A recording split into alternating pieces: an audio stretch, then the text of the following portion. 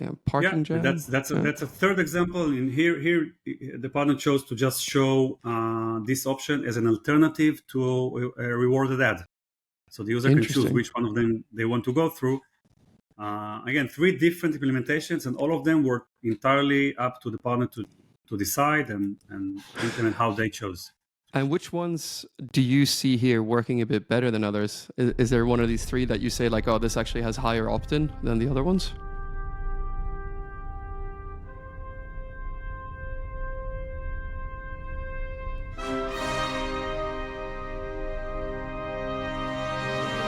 This is a no bullshit gaming show where we talk about games and their revenue in great detail, powered by our ad monetization, game design, and user acquisition triple threat expertise. Welcome to the 2.5 Gamers, the unfiltered truth served with a side of giggles. Let's not forget this is a 4 a.m. conference discussion vibe, so let's not take it too seriously. Tune in now and stay 2.5 steps ahead of the gaming industry. Hello and welcome everybody to a special episode of 2.5 Gamers. I don't have Jakub or Matej with me today because they don't really know that much about monetization. Well, maybe Jakub does, but today we're going to have a very special episode. We're joined by Ofir from Bright Data, and we're going to have a discussion on a completely new method of monetizing your user base. Welcome to the show, Ofir. Hello. Thanks for having me. Yeah, of course. Do you want to just give a brief introduction about yourself, and then we can kind of get started? Sure, yeah. So my name is Ofir. I'm 44, born and raised in Israel, happily married, 3 kids. I love to play the drums and cook. And professionally speaking, so in the last 10 years or so, I've been leading teams who work with partners. In the first few years, it was in a big cybersecurity enterprise here in Israel. And in the last 3 years or so here at Bright Data, where I brought my experience of working with partnerships into this dynamic world of application publishing and gaming in particular. Cool. Well, I guess the kind of reason for the show and everything is basically we covered Bright Data a little bit. I was wrong, I guess, when we did the episode with Pizza Ready and Supercent. And I guess that's the basis of this. But do you just want to tell me a bit about Bright Data and the Bright Data SDK and what it is? Yeah, so we'll start with Bright SDK and then we'll broaden it a bit and talk about Bright Data. So Bright SDK is about empowering game developers to maximize their revenue without sacrificing anything in the player experience. What we provide is a monetization tool, quite a unique monetization tool that integrates seamlessly with games or any other apps for that matter, offering user the option to share a small amount of their bandwidth in exchange for in-app rewards or any sort of value that the publisher is willing to offer them. As I said, it's a unique monetization tool, and I really hope that by the end of this call, things will be a bit more clear, and you and the viewers will be able to understand what sets us apart from other monetization options and models. Yeah, so it's not ads, it's not offer wall, it's something completely new, right? Yeah. So it's pretty much related to data scraping, right? So can you tell me about how data scraping works and why it's valuable to your customers, and also who are your customers? Right, so this is where we can start talking a bit about Bright Data, and I'll put some slides to make it easier for us to go through it. Okay, so Bright SDK is part of Bright Data, which is a leading web data company worldwide. We are about a 400 employees company with revenue well above the $100 million a year, supporting some 20,000 customers across many different industries, many Fortune 500 companies. Many of the websites that all of us go through every day for shopping, travel, etc., are actually Bright Data customers. And what they all have in common is that they need web data on a regular, daily basis in order to make decisions, or even in order to exist and function properly. Let's take the most common use case as an example, e-commerce. As a consumer, if you want to buy a new pair of Nike shoes, for example, you go to Google, and say, where can I buy black Nike shoes? And you'll always get the right answer, the best prices, whatever you're looking for. As a business, if you're selling, say, Adidas shoes, and you want to understand how Nike shoes are being priced at a certain region, you can't just Google it. It's much more complicated. And the only way to answer this business question in order to be able to compete is to collect lots and lots of web data, clean it, analyze it, and then you can start running your business. Now, all these companies need our help for three main reasons, and this is to answer your question about what scraping is about. Scraping is a nice way of saying just collecting web data, right? So three main reasons, and I'm going to simplify it for you here, okay? Three main reasons for why these companies need our help in order to collect this simple data. Number one, the web was built for humans. So HTML pages are great for human eyes. We understand what we see, but they're practically unusable for machines who try to process this data. We have to turn this unstructured data, HTML, into an organized table. Number two, the web is incredibly segmented. So if I share a link to any of these product pages, and I'm here in Israel, where are you right now, Felix? I'm in Portugal. Portugal. So probably you and I will see different things. Even if we click the same exact link, we might see different prices, different stock. Maybe it's available for you, it's not available for me, etc.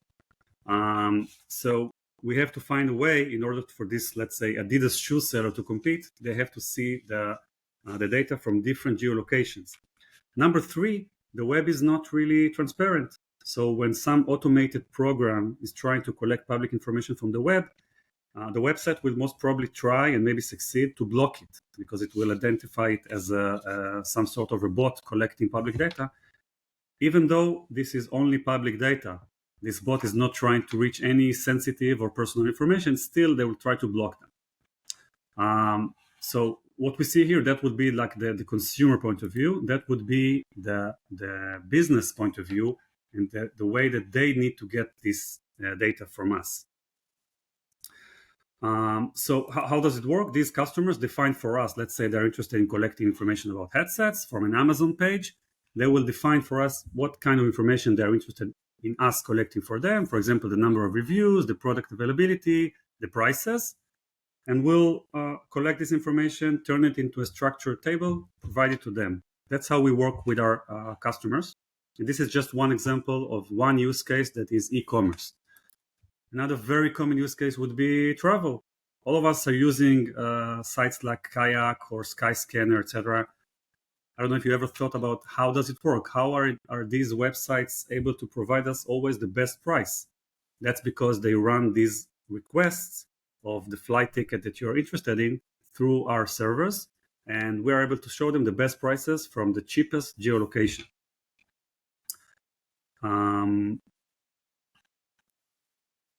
And just to end this answer, just to put some numbers behind it, the amount of data that is going through our servers are almost hard to even grasp. You look at this number, okay, 1.5 billion gigabyte of data last year. That's 33,000 times the data used to train ChatGPT. And I can also mention that it's far more than the number of Google queries that are run every day. That's the amount of data. This is just to show that practically every company in the world need public data collection every day. I like how you tied in AI there. That's, good buzzword term right now to compare against. We have to say something about AI, right? Yeah, 100%. But Yeah. how does the business model work exactly? Like, I understand this is valuable, but like, why are the publisher IP addresses valuable for you? Like, maybe you can use an example even, but like, yeah. Yeah, so we'll have some examples in a few minutes, but to answer your question, so the business model is quite simple. Our customers across 30 different use cases, and I just mentioned two of them, right? Yeah. E-commerce and travel. They pay for the public web data they collect using our products. They pay us. And again, it's not user data, it's public web data. I have to mention it again and again because it can be confusing sometimes, right? Yeah. And this is how we can pay our partners, Bright SDK partners, who are the publishers. So publishers who integrate our SDK into their apps or into their games, We pay them for that. That's the monetization part of it. From the same revenue that we get from our customers, the ones who are interested in the public web data. As for the end users, the ones who actually use those games, they should always receive some sort of value in exchange for allowing us to use small part of their bandwidth to collect their data. So everybody wins, right? The users get some value from the app. We can show some examples later. Yeah. The publishers monetize, and we'll show some real dollar examples in a few minutes. And our customers are getting the data they need in order to function.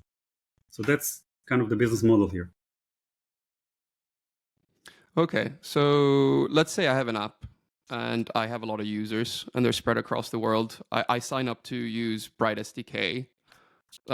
What happens? What do I do? Okay, so first of all, it can be really a self-service all the way. Once you sign up, you'll see the full instructions and examples in order to go live very, very fast. But of course, we are here to help. We have quite a big team of partnership managers. You'll be contacted by one of them. They'll give you the welcome tour, accept you officially to our partner program. We'll talk about the program also later if you want. And you'll start usually by an authorized partner and go up the tiers as you grow with us. And from that point, all you need to do technically is to integrate the SDK into your app. Again, we have all the guides, FAQs, videos, everything you need in order to do that, and just go live with the app. From our experience, the first integration usually takes a few days. Then it's much faster with the next apps you'll integrate to. Then once you're done and you have the app ready, you'll send it to us for a compliance review. We have a compliance team that go through every integration just to make sure that everything was done according to the guidelines. Everything is 100% transparent to the user. Nothing is ever done behind the user's back. The user will have to see the offer, accept it. They also always have the option to opt out if they're not interested in sharing their bandwidth anymore. So we review, we approve, and the app goes live. And you start monetizing immediately. So when you say compliance, just to make sure I'm understanding that correctly, that compliance with iOS and like Android regulations, or compliance with something else? Well, both. First of all, yeah, the basic compliance is relative to the relevant operating system guidelines, like the two that you mentioned. But on top of that, we have our own guidelines. For example, the user will never start sharing their bandwidth before they saw and explicitly gave their consent to that. This is our guidelines. Nobody asks us to check that. Just out of curiosity, are you allowed to also incentivize users to kind of opt into that, or does it have to be unincentivized? We don't. Again, we'll show some examples. But it's not. Remember, it's not us who incentivize, right? Yeah. It's our partners. It's between them and their end users. But we still define some guidelines, and even if the publisher will tell us, listen, I don't care about compliance. I'm okay with my end users sharing their bandwidth from the first moment they install the app. It will never happen. We'll never allow it. Yeah. So basically, the partner program, like what's in it for the partners? Yeah. So let's show this.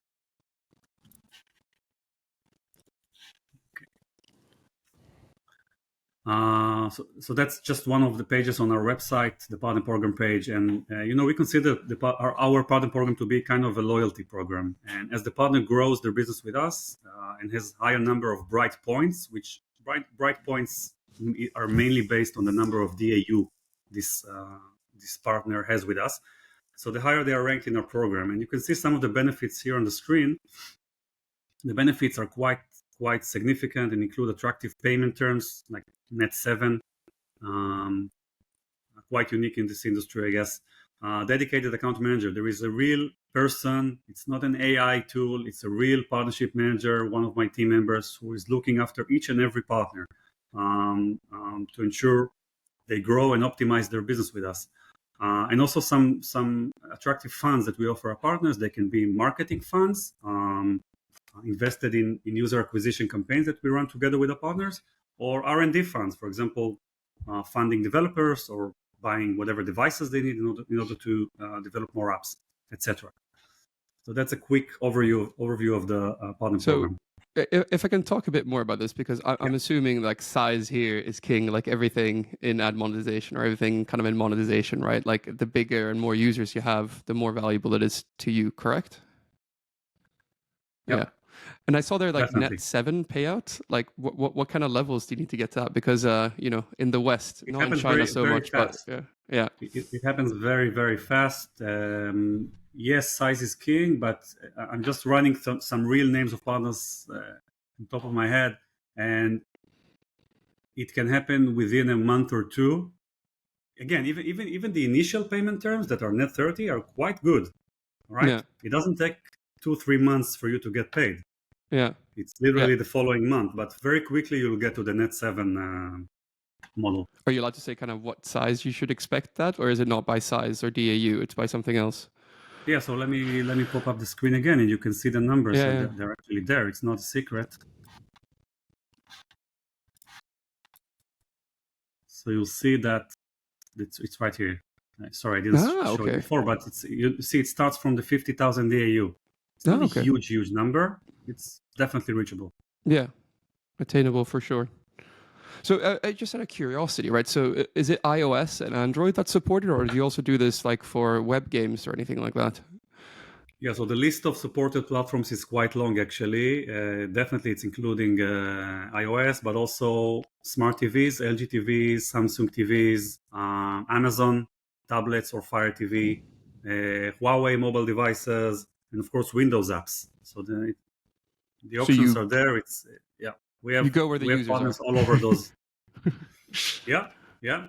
And we keep looking for new, it's a dynamic world, and we keep adding more and more operating systems as they become relevant for us. And how does the integration look from the end user's perspective? I really want to see some examples. We covered one on Pizza Ready, right? But I'm sure you have some other ones that you maybe can share. We have some examples. They are all on our website, but I'll share some with you here. And first of all, partners are free to present the Bright SDK offer screen at any point in their app flow. It's really 100% up to them. We can only share advices based on best practices and what we see that works the best, but ultimately it's up for them to decide. It can be, for example, right on app launch. It can be at the end of a level. It can be after playing a few minutes, after seeing an ad, whatever. The list of ideas is quite long. And also they're free to choose which value they want to offer the user in exchange. So it can be to see less ads. Okay, it doesn't have to be replacing ads, but it can be to see less ads. It can be to unlock a level, unlock a character. It could be to add a premium feature to the game, provide coins. Again, endless ideas that you can just choose from, whatever works for you. And they can always run A/B tests and optimize. That's what we do with our partners on a daily basis.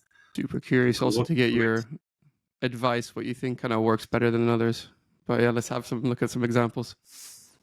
We analyze it on a daily basis. We actually have a product manager that this is literally what he does most of his day, is analyzing, checking what works the best, sharing this knowledge with our partners, and optimizing again. And because it's good for them, it's good for us. Everyone wins. All right, so we can see, let's run this video. So these are some examples, and this video, maybe later we can share the link for it, but in any case, it's on our YouTube channel and it's on our website. And these are 2 or 3 examples of live iOS applications, games that have our SDK. You'll see that the offer is presented here. So that's the offer screen. The partner designed it. It has the UI, the look and feel, the colors of the app. It shows exactly what we ask the user to accept. The user can agree or disagree. And this writing, is that what you guys write, or is that the developer that needs to come up with it? We dictate part of the text that is mandatory in order to, again, to be in compliance with our transparency guidelines. The partner is free to add whatever they want to it. So you saw that once the user accepted, usually there's some visual confirmation. You'll see that maybe the coins, or you'll see something being unlocked, etc. It depends on the flow that the partner chose. And you also saw that there is always a way for the user to opt out. It's usually part of the settings screen. They can always go there and turn this off and on again. It's up for the user to decide. So here So in that's Pizza already a Ready, second they're game. giving out Yeah. they're giving out a free ticket, which is a skip ad ticket, I believe. Yeah, I'll or go one back of those. a second. Yeah. You saw that what they chose to do is, after playing about 3 minutes into the game, the players saw this free ticket. If they chose to get it, then they saw the offer screen. Very cool. So basically, for those of you who are just listening, it's a pop-up that covers up about 70% of the screen, and basically you can either agree or disagree, and you get a free skip it rewarded ticket if you actually opt in. And they have parking jam. That's a third example. In here the partner chose to just show this option as an alternative to a rewarded ad. So the user can choose which one of them they want to go through. Again, 3 different implementations, and all of them were entirely up to the partner to decide and implement how they chose. And which ones do you see here working a bit better than others? Is there one of these 3 that you say like, oh, this actually has higher opt-in than the other ones? So these 3 work very well. It's really hard to say. It's not a one size fits all. It's up for the type of the game. Remember, we're not only talking about games, right? We have different types of apps that integrate our SDK. But if we talk about games, so all the examples that I mentioned before are working very well. But you'll find that, for example, a rewarded ad value works great for one app, but doesn't work just as great for another app. So we can always optimize and run A/B tests, which is probably the best answer. Just run A/B tests and optimize. You can do it in a week or 2, find what works best for you, and forget about it and just keep counting the money every day. Okay, counting the money. Okay, I'm actually super curious, right? Because I have quite a lot of questions on like publisher potential earnings, if that's okay. First question, right? Like, so what dictates your payout, and how does like everything work? Are all IP addresses created equal? Like in ads, right? USA is king because it's high CCPMs, and then of course in tier 3 or tier 4, it's a lot lower. Is it the same for your IP addresses? Yeah, so it's similar, and I'll explain and then show some real examples with real numbers. So first of all, we pay partners on a monthly basis based on actual DAU numbers, which means users who opted in to the Bright SDK offer. A device is counted as active once it's online for a minimum number of minutes, and this number it depends on the operating system. There is a number for iPhone, iOS, and there's a different number for smart TV. What is it? What is it for Android and iOS? Just out of curiosity, like most of our listeners, it's usually around the 5 minutes minimum time. Okay. But it can differ. It depends on the app size. We have our negotiations with each partner, but that's the standard number of minimum minutes. And it's important to also emphasize that it doesn't matter if we actually send traffic through this device or not. As long as they're active, the publisher will monetize from them. Doesn't matter if you use them or not. In most platforms, even better than that, in most platforms, not in iOS, unfortunately, because there is no background services in iOS allowed. But in all the other platforms, actually, besides iOS, it doesn't even matter if the app is being used or not. So imagine the user installed an app, opted in, never used it again. The publisher is still monetizing every day from this app, as long as the device is online, of course. Okay. Right? Does that offer any like challenges in terms of like privacy perspective or anything like that? So I'll answer you, and then I still owe you an example, right? And I'll show you an example. We won't forget about it. Don't worry. No. So in terms of privacy, which is a great question, and it makes sense to ask it. Let's put it this way: if the user is not concerned about their privacy when they see an ad inside an app, then absolutely not. And seriously, when collecting web data through the end user device, the only information we know is the IP address, which is something most apps know anyway, the IP address of this device. We don't collect or even know anything about the user. We don't care, right? It doesn't. Remember what we do this for, to collect public web information, not the user's information. So we don't know anything about the user besides the IP address. So that's for the privacy part. Sorry, maybe get back to the revenue. Paying and pricing, that's more interesting, I think.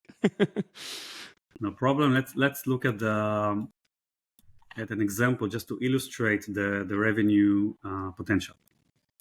All right. So here is the real example of, obviously we won't be able to mention the partner name, but this is a real real scenario. Okay, so we're talking about an iOS application. As we said, the minimum session time for the device to be considered as active would be 5 minutes.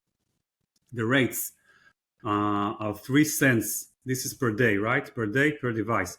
3 cents for the US. As you mentioned yourself, the US is always has the higher rates.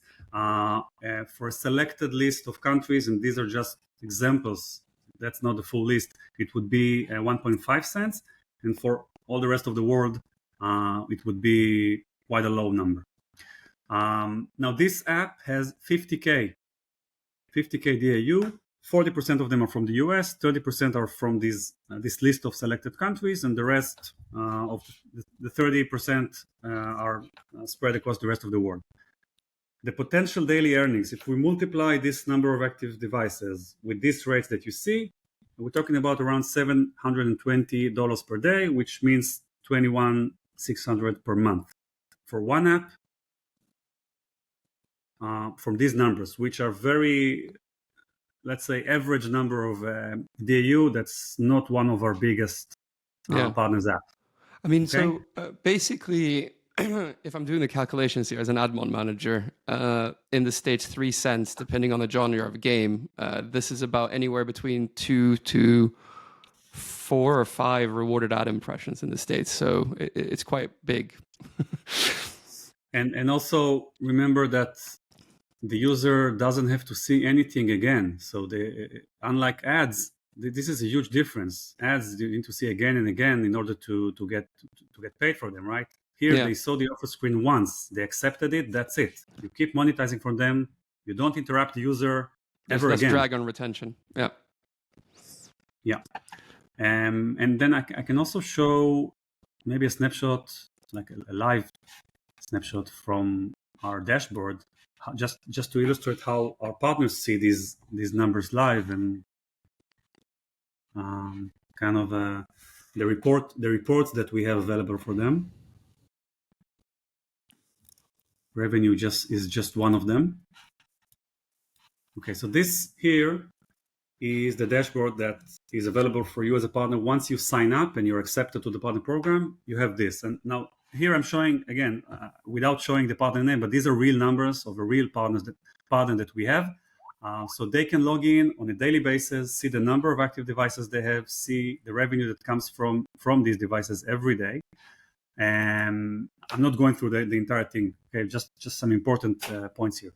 Under the reports, if they go to the revenue report, and for every one of those months, for every day, they can see with full transparency all the details that build this revenue, even as far as how many devices per country multiplied by the rates that were defined for this country, and how much they are worth for this day, and eventually the summary of that month. Okay, so this is again an average partner that we have, and that's the kind of revenue that they have. You can see that they have apps in different operating systems. This one could be WebOS is LG TV and Amazon. Tizen is Samsung TV. So this is a partner that has apps in different platforms. They also have a way. Remember, I mentioned optimization before. So we have quite a lot of tools that we offer our partners for them to be able to measure their apps performance and optimize even without our help. Okay, so two very useful reports that we offer. The one is funnel analysis. On a daily basis, they can see per app. Each one of them is an app name. Okay, how many installations, how many users saw the offer, how many accepted the offer. That's an optimization tool we have for them. And to complete that, we also have retention analysis tools. So I'll just go back in time, let's say 3 months ago, and they can actually see from those users who opted in August, how many of them stay active over time, after a week, month, 2 months, etc. So that's just a small part of our dashboard, just to show that we have ways to work with our partners, optimize the revenue. So basically, if I'm a game developer, game publisher listening to this, basically what you're looking for on, I'm going to keep it to Android and iOS because that's most of our listeners, but basically on iOS, since you can't run in the background, you're looking for preferably large user base in the States and multiple session lengths and long session lengths and multiple session lengths per day. So that's the idea thing. So I guess kind of like the puzzle genre or idle arcade is perfect for that. And then on Android, really, what you're looking for is just a large user base on Android, period, ideally with the States. And then you would have the potential to earn like revenue. I just out of curiosity, like what percentage, if you look at it from like ad revenue or overall revenue, like do you guys usually add like on top? So it's usually a sensitive part of information. I can't share names or exact numbers, except for some partners who actually published their use case on our websites, and I'll be happy to share some links for them. Then you can really see real partners, real companies' names, and they agree to share their numbers. And these two that I'm thinking about now reported multiplying the revenue 8 and 10 times since they started working with us a few years ago. But generally speaking, in the US, we hear from partners that they increased their ARPDAU by approximately 15%. So 15%. So it's how much exactly? Again, it's really up to the partners, because if you think about it, it depends how they chose to implement. If you show for example, if you show the offer to a small portion of your users, obviously you'll monetize less than someone else who chose to show it to 100% of the user. And also, when in the game did you choose to show the offer? If you show it after 10 minutes, probably some of the users will never even see it. If you show it right at the beginning, you'll make more money. So again, it's really up to the partners. They can choose. The power is in their hands. They can really influence how much they'll make out of this implementation. So it sounds exactly like about the same as adding an offer wall into like an app, right? So about the same type of money. So that's similar. That's super interesting. We're kind of running out of time, but basically, if you just wanted to finish off, like how is Bright SDK different from other methods of making money? If you just want to summarize it, so people just have one go-to sentence. So it's a good way to summarize the call, and hopefully I was able to make things a bit clearer after I don't know how many minutes we've been talking to about it. So first of all, I think it's important to remember that anything we talked about is not instead of any other revenue option. It's always on top of it. It's on top. It's an additional. It's on top. It's an additional revenue vehicle.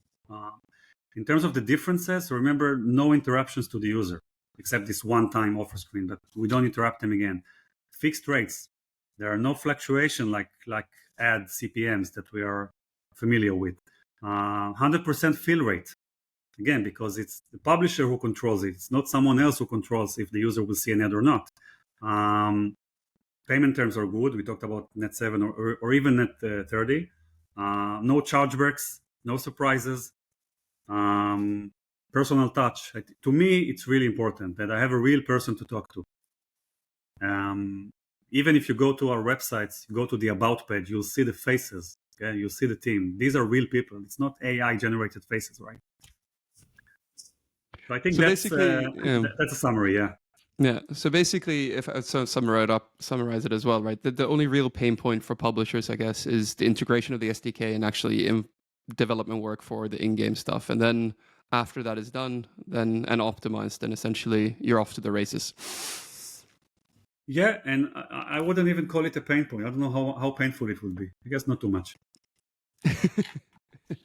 And I think on that note, let's just finish off. We'll include your email at the bottom, and then anyone can reach out to you and have a chat with you if they have any other questions. But really interesting new monetization method. It's nothing new has really happened in the mobile space for quite a while. So thank you so much for coming on the show. It